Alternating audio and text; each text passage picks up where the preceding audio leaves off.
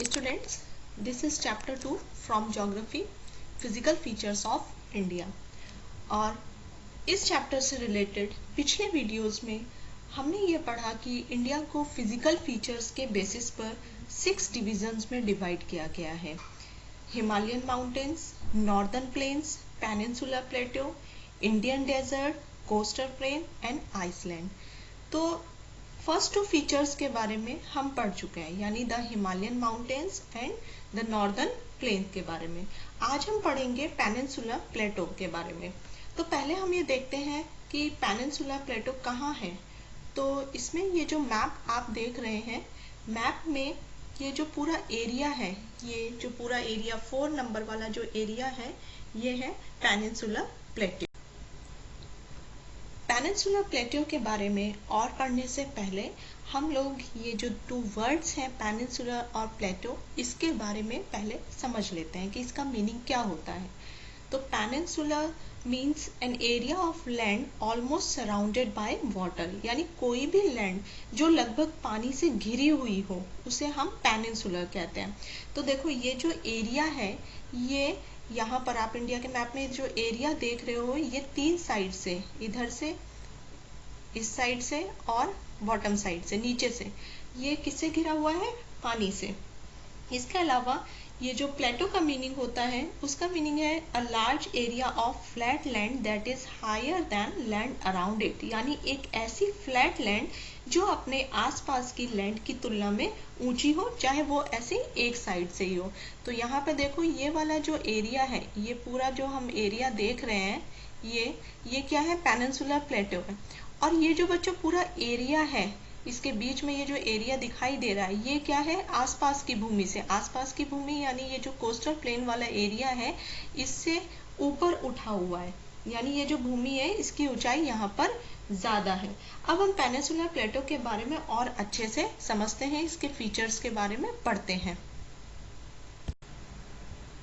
The peninsular plateau is a tableland composed of the old crystalline, igneous and metamorphic rocks।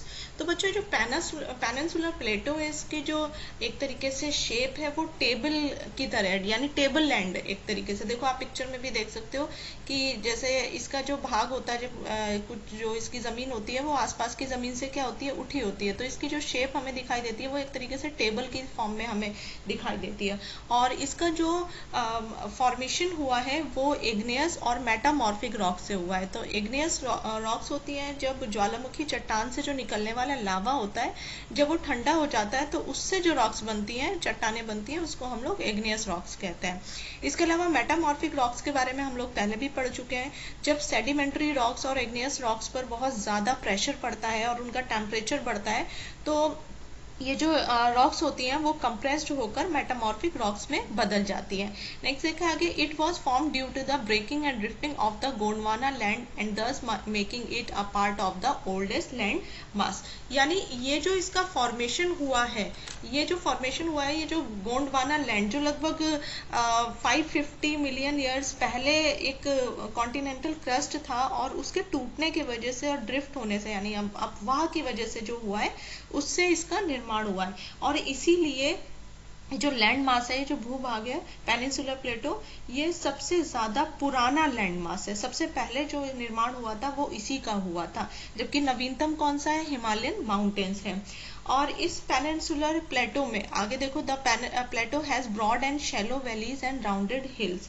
यानी ये जो peninsular प्लेटो है, इसमें broad यानी चौड़ी, और शैलो यानी हम कह सकते हैं लिटिल डेप्थ, यानी जो कम गहराई वाली जो घाटियां हैं वो हैं, और इसमें गोलाकार पहाड़ियां हैं। ये हम यहाँ पे पिक्चर में भी देख सकते हैं कि इसमें जो पहाड़ियां हैं, ये जैसे हिमालयन माउंटेन्स में जो हिल्स थी ऊपर से नुकीली होती है, उस तरीके की शेप की होती हैं, लेकिन यहाँ पे जो पहाड़ियां होती हैं वो ऊपर से नुकीली नहीं होती। इस तरीके से देखो, ये जो है वो गोलाकार पहाड़ियां ऊपर है। इस वाले में भी देख सकते हो कि ये क्या है? गोलाकार पहाड़ियां ऊपर से, नुकीली नहीं होती हैं। अब हम पढ़ेंगे the broad divisions of plateau. तो बच्चों ये जो इंडियन पेनिनसुलर प्लेटो है, उसके 2 ब्रॉड डिविजन्स हैं, यानी इसको 2 भागों में बांटा गया है। फर्स्ट है the central Highlands and second is Deccan plateau. हम इसको मैप में पहले देखते हैं कहाँ पर स्थित है। तो बच्चों ये जो एरिया है यहाँ वाला ऊपर वाला, ये जो एरिया है ये है आपका सेंट्रल हाईलैंड्स, ये ठीक है। और ये जो इसके नीचे वाला, ये जो ट्राइंगल में आप देख रहे हो, ये है डेक्कन प्लेटो। ये दो भाग में इनको डिवाइड किया गया है, पूरे जो इंडियन पेनिनसुलर प्लेटो है। तो सबसे पहले हम लोग पढ़ेंगे फर्स्ट वाले जो पार्ट है सेंट्रल हाईलैंड्स। सेंट्रल हाईलैंड्स का मतलब क्या है कि मध्य उच्च भूमि, यानी कहाँ पे स्थित होगी, भारत के मध्य में। तो ये कहाँ पे स्थित है, हमारे इंडिया के बिल्कुल मध्य में स्थित है। और जो ये मध्य प्रदेश वाला जो एरिया है ये पूरा इसी के अंतर्गत आता है। तो इसके बारे में पढ़ते हैं। The part of the peninsular plateau lying to the north of the Narmada river covering a major area of the Malwa plateau is known as the central highlands. तो जो नर्मदा नदी के उत्तर में जो पेनिनसुलर प्लेटो का वो वाला भाग जो कहाँ पे है, मालवा प्लेटो के ज्यादातर हिस्से में फैला हुआ है, उसे हम लोग क्या कहते हैं, सेंट्रल हाईलैंड्स कहते हैं। तो पहले इसको हम देखते हैं कि कहाँ पे है ये नर्मदा रिवर। तो बच्चों ये जो एरिया है यहाँ पर आपका ये देखिए, यहाँ पे विंध्या रेंज है और ये सतपुरा रेंज है, इसके बीच में ये नर्मदा रिवर है। तो नर्मदा रिवर के उत्तर में यानी ऊपर की तरफ जो स्थित है, इसमें जो सबसे ज्यादा जो भाग आता है वो किसका आता है, मालवा प्लेटो का आता है। तो ये वाला जो एरिया है ये पूरा इस नर्मदा नदी के उत्तर में यानी नॉर्थ में ऊपर की तरफ जो हिस्सा है वो क्या है, आपका सेंट्रल हाईलैंड्स है। आगे समझते हैं। The Vindhyan range is bounded by the Satpura range on the south and the Aravallis on the north west। तो जो विंध्या रेंज है वो साउथ में सतपुरा और नॉर्थ वेस्ट में अरावली से घिरी हुई है। देखो कहाँ पर है ये, यहाँ पर है विंध्या रेंज। ये देखो ये जो है ये दिखाई दे रही है, ये कौन सी है, विंध्या रेंज है, ठीक है। और ये किससे घिरी हुई है, साउथ में सतपुरा से। साउथ यानी इसके नीचे की तरफ, साउथ नीचे की तरफ चलेंगे तो नीचे क्या है, यहाँ पर सतपुरा रेंज है। और इसके नॉर्थ वेस्ट में कौन सी रेंज है, अरावली। तो यहाँ पे देखिए ये वाली जो रेंज आपको दिखाई दे रहा है, ये वाला पोर्शन ये क्या है, अरावली है। तो ये पूरा एरिया आपका क्या है, ये सेंट्रल हाईलैंड्स है।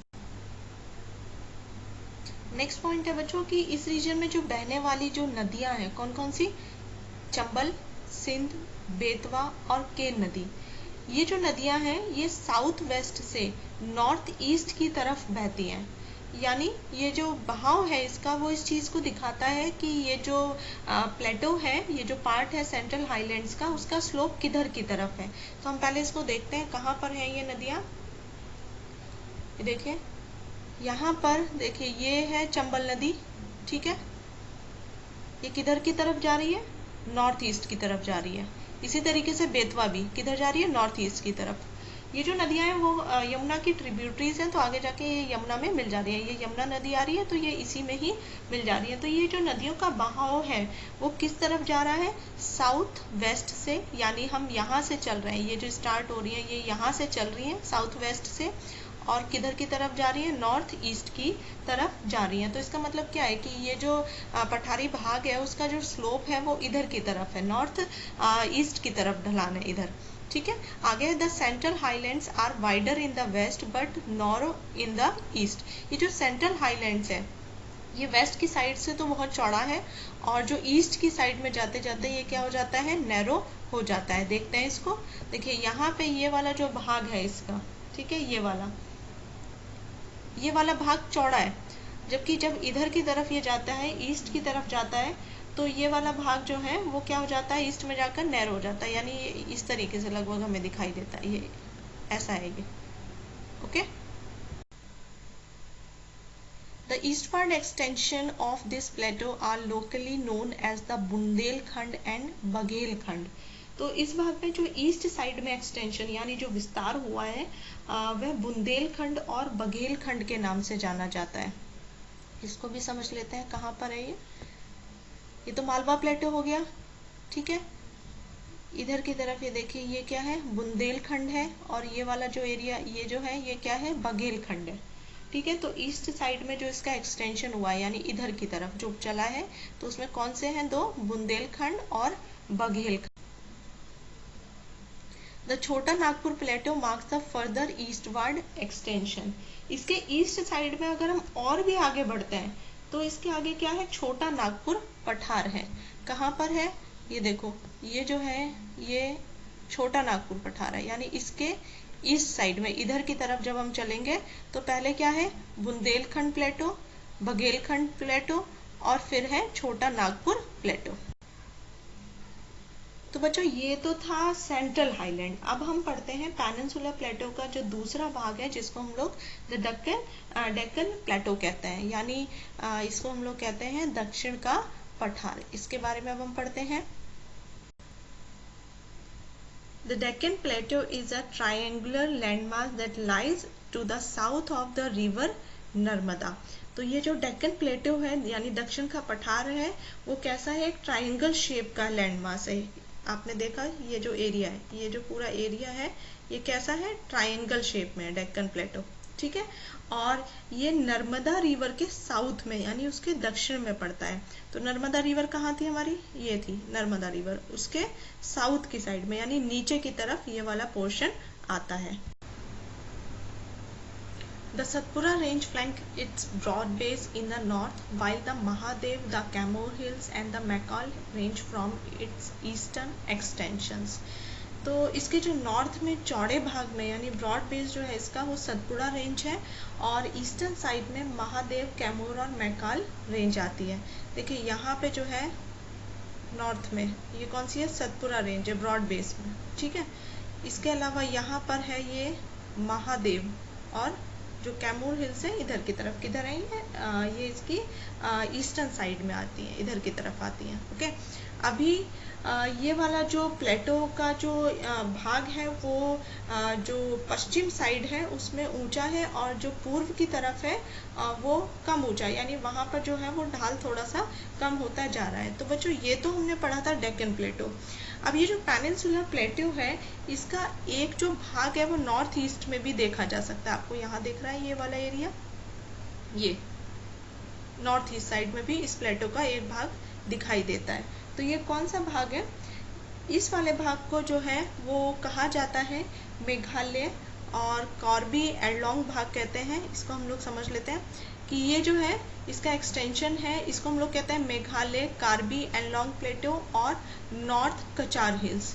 यहाँ पर ये एरिया ये दिखाई दे रहा है, ठीक है। It is separated by a fault from छोटा नागपुर प्लेटो। छोटा नागपुर प्लेटो हमारे पास ये है, इसको एक फॉल्ट के थ्रू यहाँ पर अलग इसको सेपरेट किया गया है। 3 prominent hills range from the west to the east are the Garo and the Khasi the Jaintia hills. इस भाग में जो 3 प्रोमिनेंट हिल्स हैं वेस्ट से ईस्ट की साइड पे, वो कौन सी है, फर्स्ट है यहाँ पर गारो, खासी और जयंतिया। तो बच्चों ये हम लोगों ने पढ़ा था प्लेटो के बारे में पार्ट 1, और इसके आगे का जो हम लोग पढ़ेंगे वो नेक्स्ट वीडियो में पढ़ेंगे, जिसमें हम लोग देखेंगे ईस्टर्न एंड वेस्टर्न घाट्स।